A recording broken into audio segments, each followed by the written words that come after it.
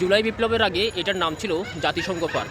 এখন জুলাই স্মৃতি উদ্যান নামকরণ করে নতুন করে সংস্কার করা হয়েছে। এখানে প্রবেশের জন্য দুপাশে দুটো গেট আছে।